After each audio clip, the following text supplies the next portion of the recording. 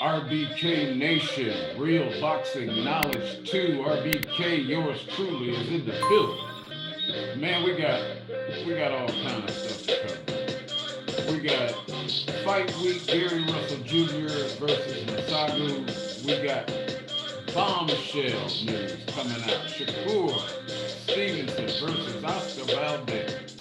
We got a development out of Australia. Haney is going to get the Cambosis fight.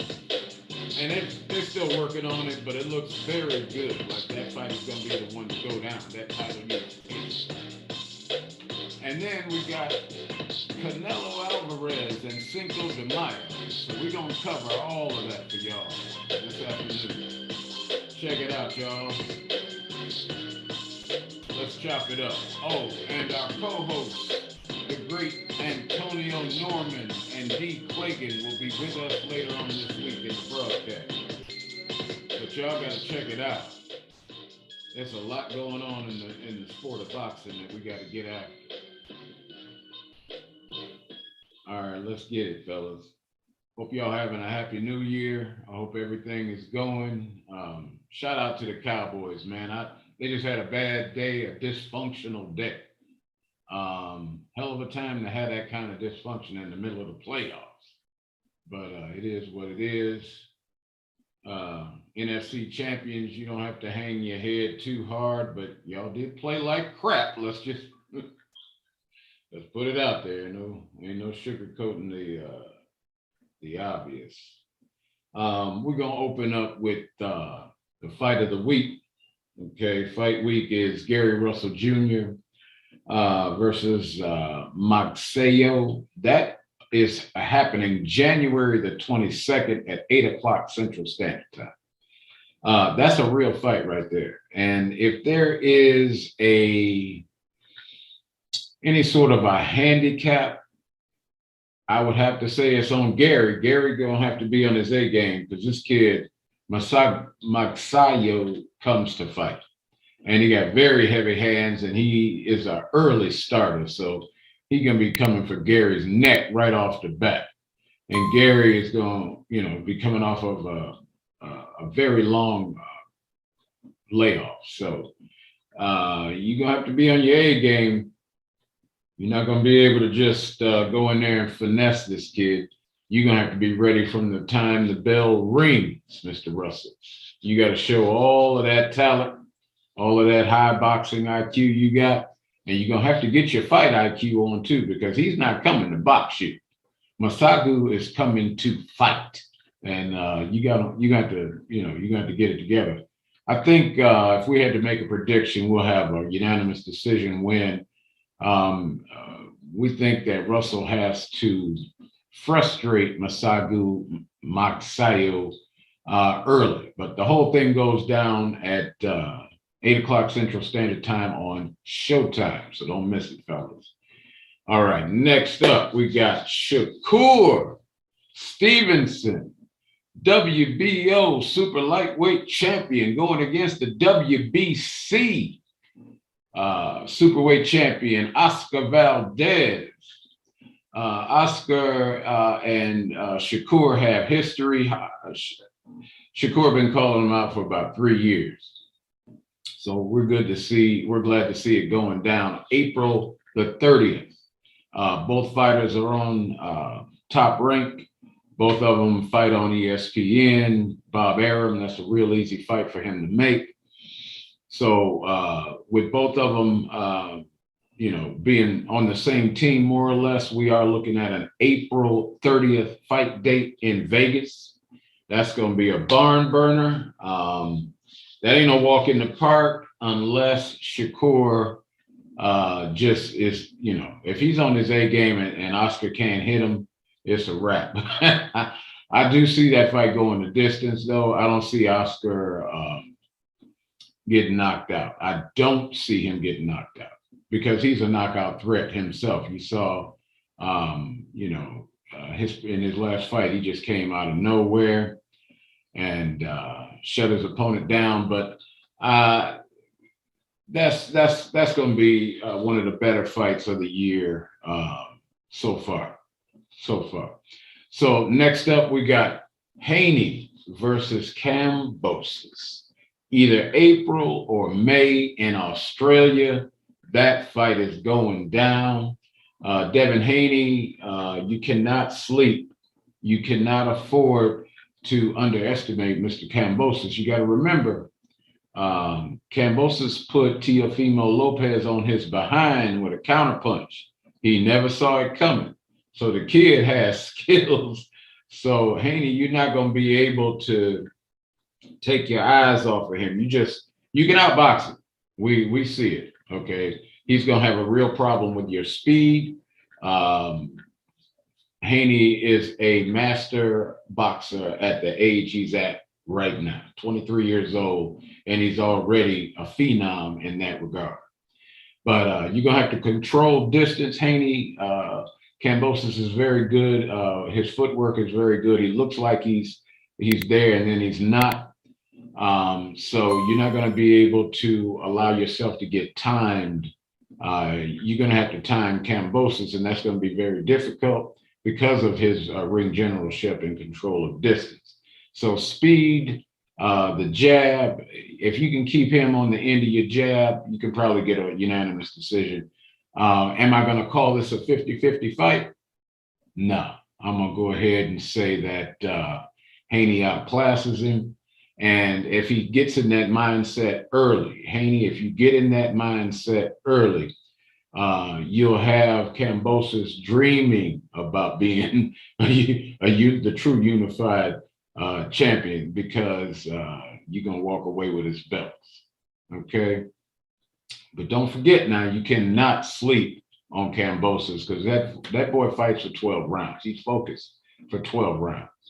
So you just got to recognize that you are not in with a scrub. And you got to check out the fact that you're in Australia, who has shown themselves, they cheated Pacquiao. The referee is probably not going to be on your side, Devin. They're going to be looking to do you dirty. You just got to recognize that and just make it about, a clinic. You got to go in there and deliver a clinic. If your man strength shows up, Devin, if it shows up and you put this boy out of there, you're going to make a statement, a huge statement.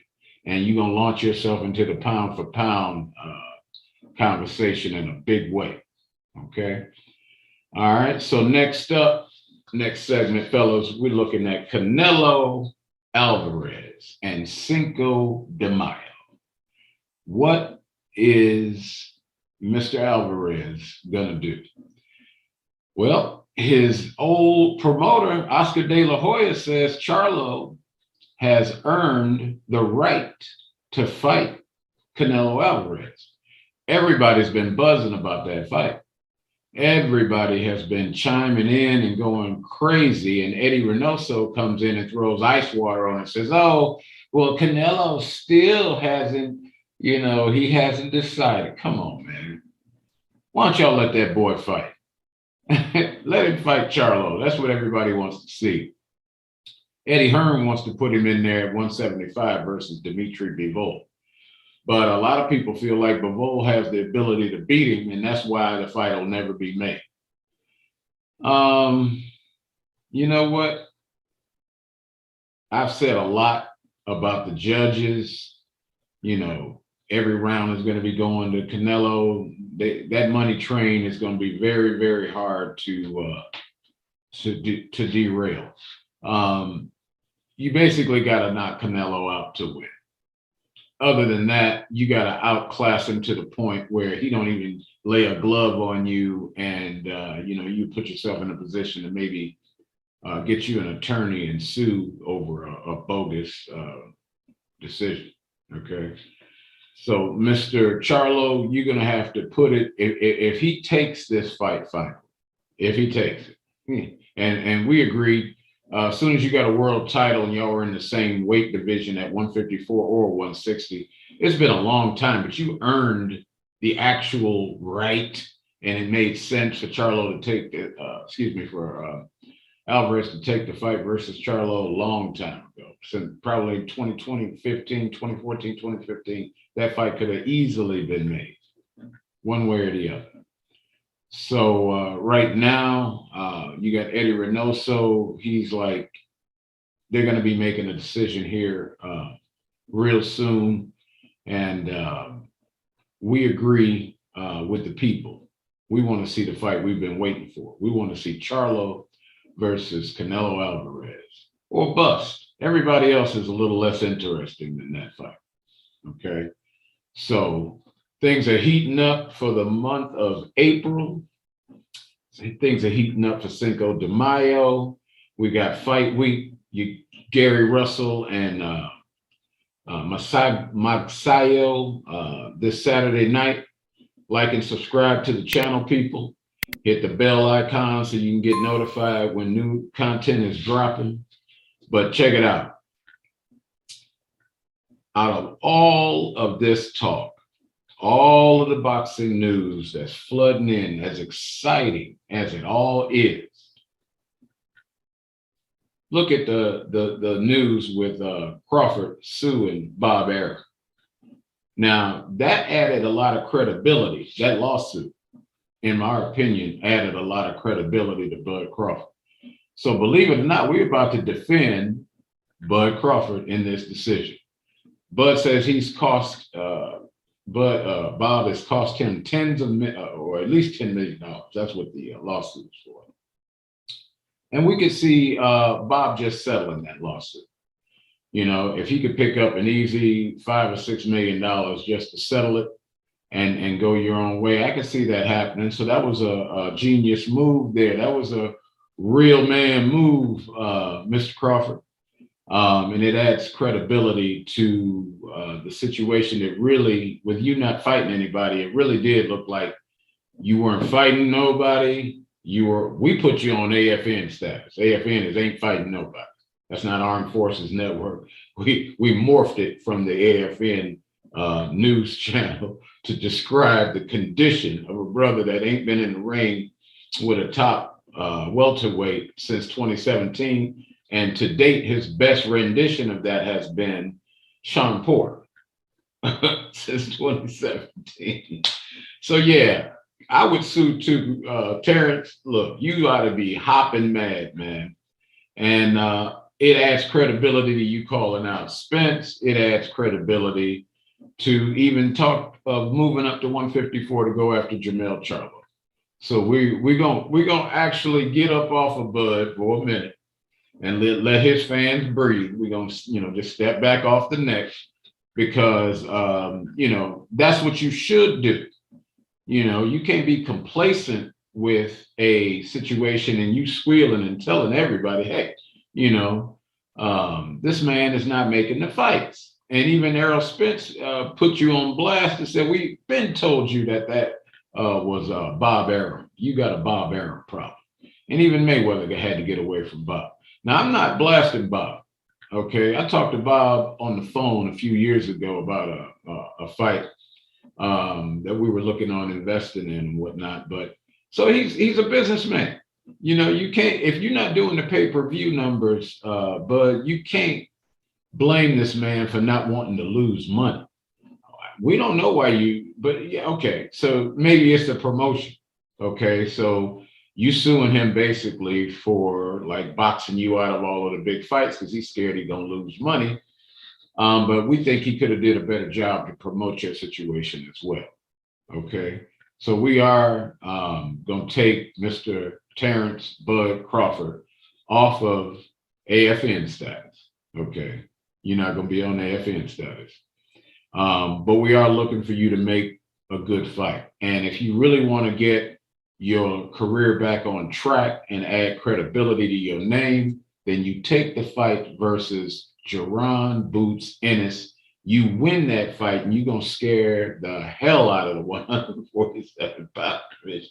And you will put yourself back in the conversation for, possibly being justified, because you can't circumstantially be pound for pound. Circumstantial, no.